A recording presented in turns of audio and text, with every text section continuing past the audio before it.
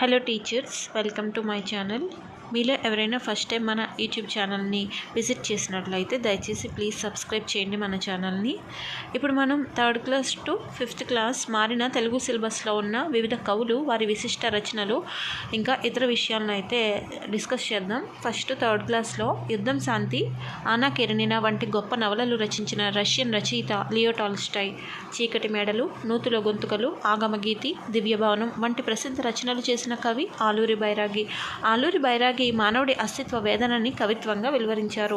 దీనికి కేంద్ర సాహిత్య అకాడమీ పురస్కారం లభించింది. చందమామ కథలు అనే మాస పత్రిక రచయిత ఆర్ శకుంతల. ఈమె బాపట్లకు చెందిన రచయిత్రి. ఆధునిక తెలుగు కవిత్వంలో భావ కవిత్వ యుగానికి తలుపులు తెరిచిన కవి దేవులపల్లి కృష్ణశాస్త్రి. అక్షర రమ్యత, భావన సౌకుమార్యం, శబ్ద సంస్కారం కృష్ణశాస్త్రి కవిత్వ లక్షణాలు. అందుకనే శ్రీశ్రీ వీరి కవిత్వాన్ని ఇక్షు సముద్రంతో పోల్చారు. కృష్ణపక్షం, ఊర్వశి, ప్రవాసం మొదలైనవి దేవులపల్లి కృష్ణశాస్త్రి గారి ప్రసిద్ధ రచనలు. వీరు పద్మభూషణ్తో సత్కరించబడ్డారు. దిగిరాను దిగిరాను దివి నుండి భూమికి అని నినదించిన కవి కృష్ణశాస్త్రి. పింజారి అనే స్వీయ చరిత్ర షేక్ నాజర్ గారిది. మంచాల జగన్నాథరావు కవి, సంగీత విద్వాంసులు, ప్రసిద్ధ వాగ్గేయకారుల కృతులకు స్వర రచన చేశారు. గిరిజనులు, సంచార జాతుల గురించి తెలుగులో కథలు రాసిన తొలి రచయిత చింతా దీక్షితులు. చింతా దీక్షితుల రచనలు ఏకాదశి, శబరి, వటీరావు కథలు, లక్కబెడతలు.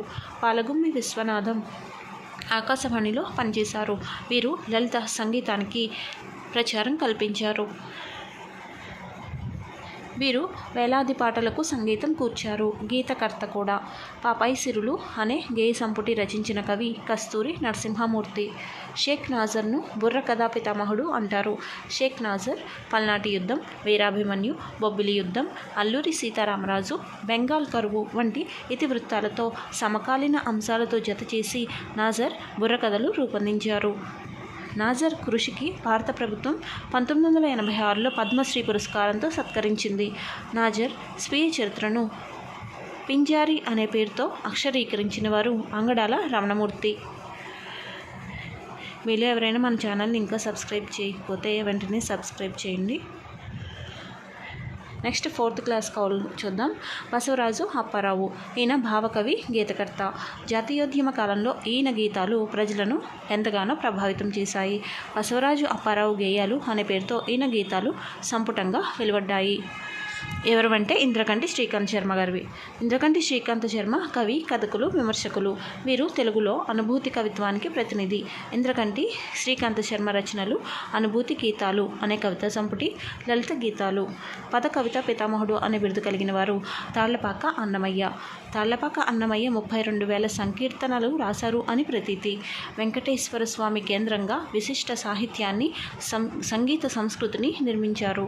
తేట తెలుగు పలుకుబడి, దేశీ పద సంపద, వాడుక భాషలోని అపురూప మాధురి అన్నమయ్య కవిత్వంలో పొంగి పొర్లుతూ ఉంటాయి. ఇంద్రకంటి శ్రీకాంత్ శర్మ రచనలు అనుభూతి గీతాలు, కవితా సంపుటి, లలిత గీతాలు. నెక్స్ట్ సుధుం రామ్మోహన్ చూద్దాం. సుధుం రామ్మోహన్ పత్రిక రచయిత. పలు రచనలు, అనువాదాలు చేశారు. వీరు నిఘంటు నిర్మాణం కూడా చేశారు. వీరు 2 దశాబ్దాల పాటు విశాలాంధ్రలో, 1 దశాబ్దం పాటు ఉదయంలో పనిచేశారు. మతములన్నీయు మాసిపోవును, జ్ఞానమొక్కటి నిలిచి వెలుగును అన్న కవి గురజాడ వెంకట అప్పారావు ఆధునిక తెలుగు కవిత్వానికి, సాహిత్యానికి మార్గదర్శకులు మరియు యుగకర్త. ఆధునిక తెలుగు సాహిత్యంలో అత్యంత విశిష్ట రచన కన్యాశుల్కం. దీని రచయిత గురజాడ. పిల్లలమర్రి వెంకట హనుమంతరావు విమర్శకులు మరియు కవి. వీరు సాహిత్య వ్యాసాలు, కథలు, ఏకాంకికలు, ఖండకావ్యాలు రచించారు. పిల్లలమర్రి వెంకట హనుమంతరావు రచనలు సాహిత్య సంపద, ఆంధ్రాభ్యుదయం, కాపు పాటలు ముఖ్యమైనవి. సాహితీ రంగంలో జ్ఞానపీఠ పురస్కారం అత్యంత ప్రతిష్టాత్మకమైనది. తెలుగులో జ్ఞానపీఠ పురస్కారాన్ని పొందిన వారిలో కవి సామ్రాట్ విశ్వనాథ సత్యనారాయణ ప్రథముడు. జ్ఞానపీఠ పురస్కారం పొందిన తెలుగువారిలో 3వ వ్యక్తి రావూరి భరద్వాజ. వీరు రచించిన పాకుడు రాళ్ళు నవలకు జ్ఞానపీఠ పురస్కారం లభించింది. రావూరి భరద్వాజ జన్మస్థలం గుంటూరు జిల్లా తాడికొండ. రావూరి భరద్వాజకు లభించిన పురస్కారాలు: జ్ఞానపీఠ పురస్కారం, కళాప్రపూర్ణ, కేంద్ర సాహిత్య అకాడమీ పురస్కారం, సోవియట్ భూమి నెహ్రూ పురస్కారం, రాజ్యలక్ష్మి ఫౌండేషన్ అవార్డు మొదలైనవి. రావూరి భరద్వాజ రచనలు అపరిచితులు, కథాసాగరం వంటి కథా సంపుటాలు, ఉడతమ్మ ఉపదేశం, కీలుగుర్రం వంటి పిల్లల కథలు, కరిమ్రింగిన వెలగపండు, జలప్రళయం వంటి నవలలు రచించారు. అన్నెమును పుణ్యమును ఎరుగని ఎట్టి మాలయే దేవు మెడ పూలమాల గాక అన్నది వెంకట పార్వతీశ కవులు. వెంకట పార్వతీశ కవులు అంటే బాలాంత్రపు వెంకటరావు, ఓలేటి పార్వతీశం. బాలాంత్రపు వెంకటరావు గారి జన్మస్థలం తూర్పుగోదావరి జిల్లా మల్లాం. ఓలేటి పార్వతీశం గారి జన్మస్థలం తూర్పుగోదావరి జిల్లా పిఠాపురం. గోర్కి కథలు, కల్పవల్లి, ఖండకావ్య సంపుటాలను రచించిన కవి వింజమూరి శివరామారావు. వింజమూరి శివరామారావు గారి జన్మస్థలం చంద్రపాలెం, తూర్పుగోదావరి జిల్లా. వింజమూరి శివరామారావుని కళాప్రపూర్ణ అనే బిరుదుతో సత్కరించారు. గుజ్జనగూళ్ళు. రచయిత అవధాని రమేష్.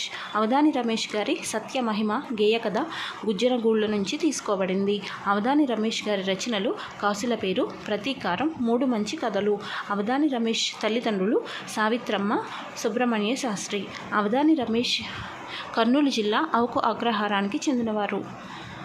జంధ్యాల పాపయ్య శాస్త్రి రచనలు: విజయశ్రీ, ఉదయశ్రీ, కరుణశ్రీ మొదలైనవి.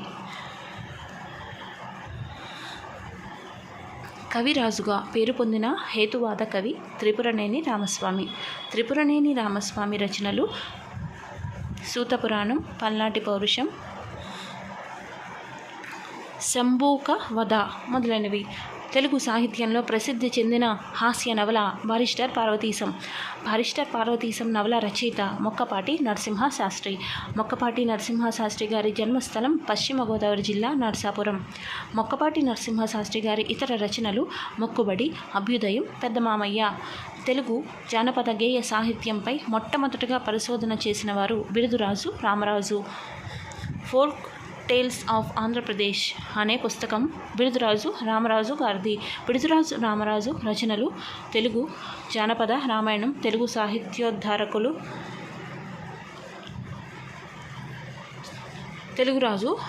బిరుదురాజు రామరాజు జన్మస్థలం వరంగల్ జిల్లా, వరంగల్ దగ్గర దేవనూరు గ్రామం.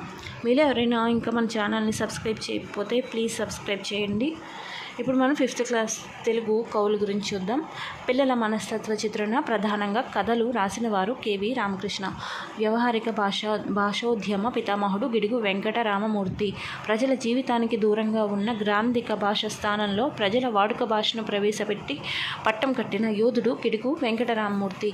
సవరల కోసం సవర భాషా మాధ్యమంలో తొలి పాఠశాల నడిపినది గిడుగు వెంకట రామమూర్తి. సవర పాటలు, కథలు సేకరించి సవర వాచకాలు రూపొందించిన వారు గిడుగు వెంకట రామమూర్తి. వీరు సవర ఇంగ్లీష్ నిఘంటువును రూపొందించడమే కాక సవర భాషలో మౌలికమైన పరిశోధనలు చేశారు. సవరల కోసం సవర వ్యాకరణం రచించారు. గిడుగు రామమూర్తి రచనలు: బాలకవి శరణ్యం, ఆంధ్ర పండిత బిషక్కుల భాషా భేషజం మొదలైనవి. బసవరాజు అప్పారావు భావకవి, గీతకర్త. జాతీయోద్యమ కాలంలో బసవరాజు అప్పారావు గీతాలు ప్రజలను గాఢంగా ప్రభావితం చేశాయి. రేడియో అన్నయ్యగా ప్రసిద్ధి చెందినవారు ఏడిద కామేశ్వరరావు.